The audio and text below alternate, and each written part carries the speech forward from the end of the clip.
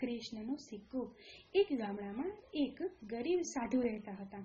એ ભગવાન કૃષ્ણના બહુ જ મોટા ભક્ત હતા।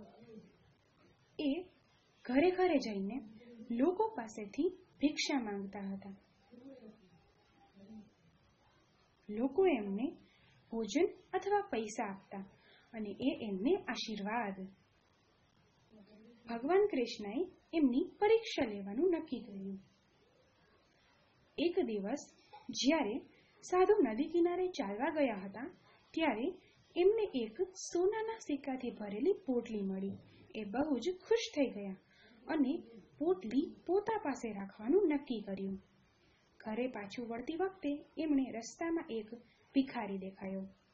ભિખારીએ ભોજન કે પૈસાની ભીખ માંગી પણ સાધુએ એને કંઈ જ ના આપ્યું। એ જ્યારે પાછા ચાલવા લાગ્યા ત્યારે થોડીક જ દૂર આગળ એને એક ચમકતો હીરો મળ્યો। એમણે પોતાને કહ્યું, વાહ, શું સારો દિવસ છે! પેલા સોનાના સિક્કા ને હવે હીરો, વાહ!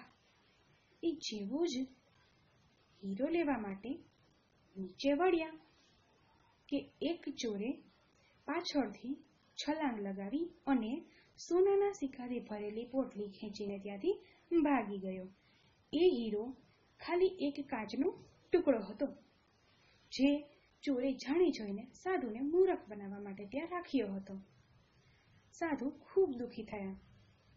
સાધુ જ્યારે એમના ઘર તરફ ચાલવા લાગ્યા, ભગવાન શ્રી કૃષ્ણએ એક સાધારણ માણસનો અવતાર લઈને સાધુને મળવાનું નક્કી કર્યું।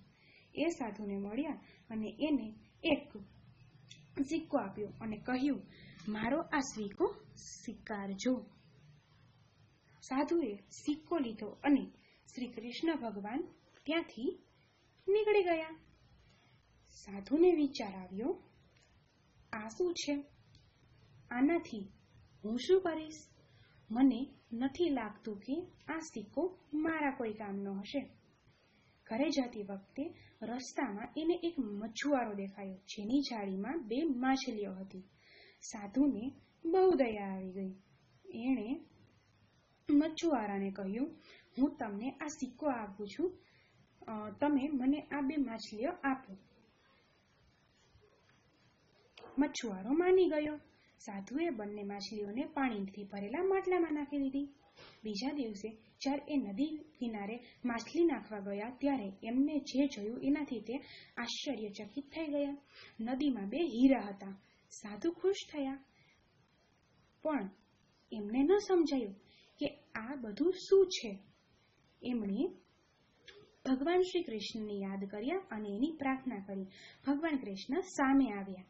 એમણે ભગવાન કૃષ્ણને પૂછ્યું, આ શું થઈ રહ્યું છે? મને કંઈ જ સમજાતું નથી।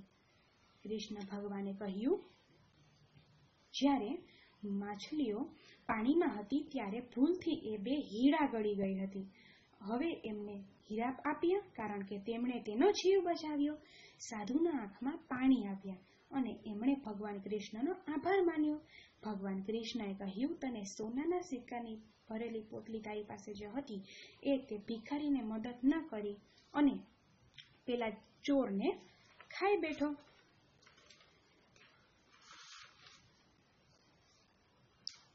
હંમેશા બીજાની મદદ કરો અને ક્યારેય લાલચુ ન બનો। સાધુએ ભગવાન કૃષ્ણને વચન આપ્યું કે હંમેશા બધાની મદદ કરશે। Thank you and have a nice